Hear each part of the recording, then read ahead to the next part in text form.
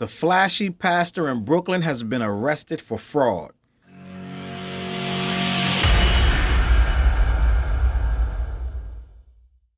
What up, world? Your boy Challz Brown back again, talking facts. Hit the like button, hit the subscribe, hit the notification bell. All right, man. Y'all remember that wild pastor that got robbed his church during his live stream? Two guys walked in. Was it two guys? I think it was two guys walked in, pulled out weapons and robbed the church, robbed the pastor of his jewelry, and believe they got away with money. Let me talk about this, and we're gonna get into it because I did a story on him when it first happened.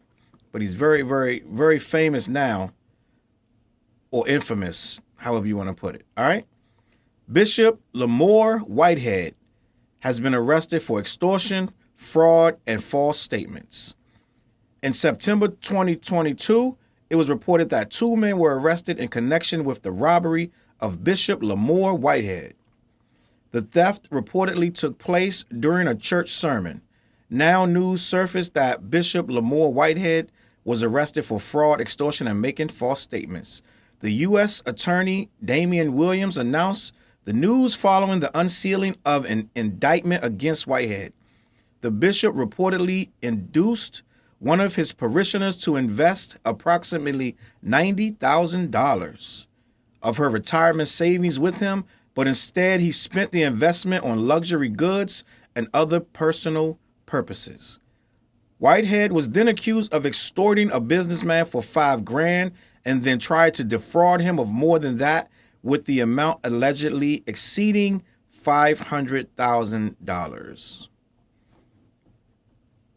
Let's see what else we got about this before I talk about this stuff right here. 45-year-old White was charged with 2 counts of wire fraud, 1 count of extortion, 1 count of making material false statements. In the wire fraud charges alone, he could face 40 years in prison. So this is a pastor who him and his wife are extremely flashy. They don't live anywhere near the church that they have in Brooklyn. I believe it's in Brooklyn. And they drive Bentleys, Rolls Royces. They wear Rolexes. They wear high-priced jewelry and clothing. And the church is still in the hood, and it has no upgrades. It's still this little, small, rinky-dink church, if I believe. This guy could literally have built a mega church for his flock. But one of these little old ladies gave this man $90,000. You know what it takes for a little old lady in the hood to raise $90,000? That's her retirement. She probably emptied out like an IRA or something, some type of retirement account, because she is not sitting, it's not under her pillow, right? That money's in a bank somewhere. That money's in savings or some situation of that nature. And she went in and withdrew that money and handed it over to this fool, right? This is what I mean when you hear me talking about religious figures of this magnitude who take and take and take. He had no respect for her money. She's never going to see it again. Now her retirement is gone. And he didn't do anything but jukes it off. He just bought whatever. He's flossing on Instagram. Him and his wife have all this nice jewelry, and they refuse to look broke and be broke, and they think that they're ordained by God to receive these things. Your things. Whoever decides that they're not giving them to him, they think they're giving them to God. When they go in and they put the tithes in the baskets, right? And a person like this has no regard for your life. He has no regard for God. This is not a man of God, in my opinion, if you're asking me. First of all, what preacher is getting arrested for fraud and false statements? Like, how many times does this happen unless it's a scam artist?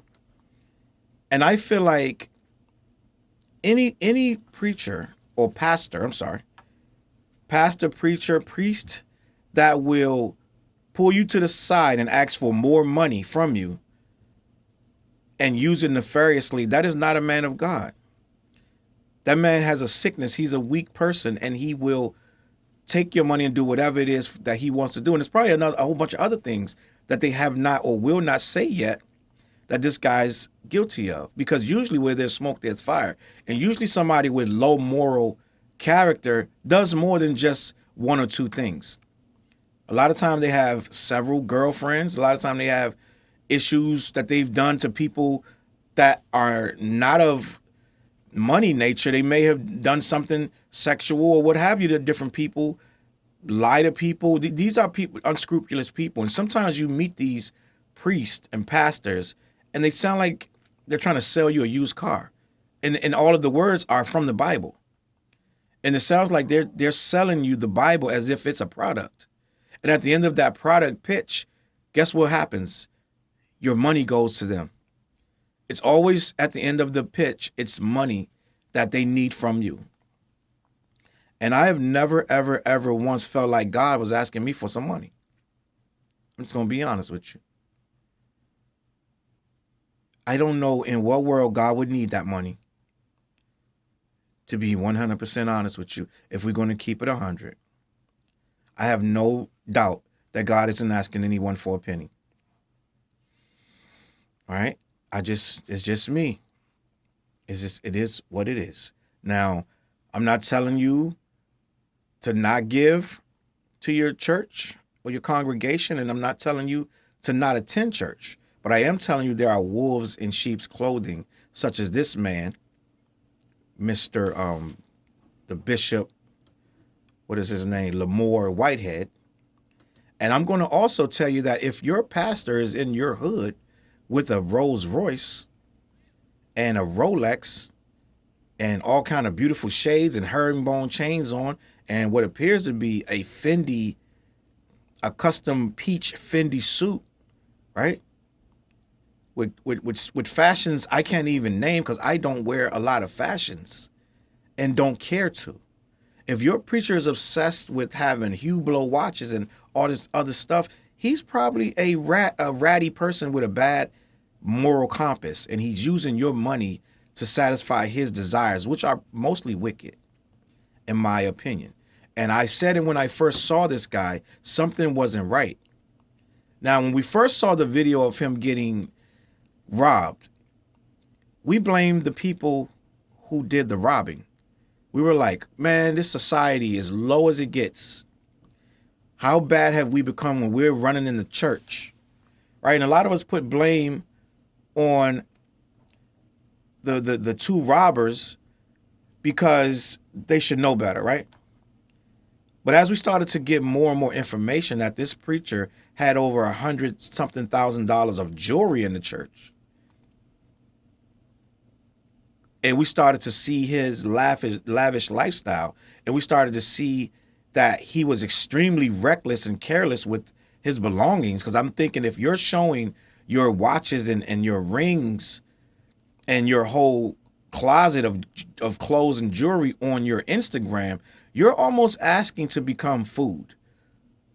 And I think at that point, that has to be considered vanity. No matter how you slice and dice it. And most of these pastors would tell you, my flock doesn't want to see me broke and destitute. Of course they don't want to see you broke. And of course they don't want to see you destitute. But they don't want to see their money going into ridiculous things like gigantic 10-room houses that only you and your wife, you can't even go into every room because you don't need them. And they want to see you with 4 and 5 cars and 700 pairs of sneakers and purses and hats and all these things because they know that money was supposed to go to the church. And this is why a lot of people are fleeing from churches in droves. This is why attendance is down, right? Except for these big mega churches, they have a nice setup where they can draw people in from all around. But most of these churches' attendance is down.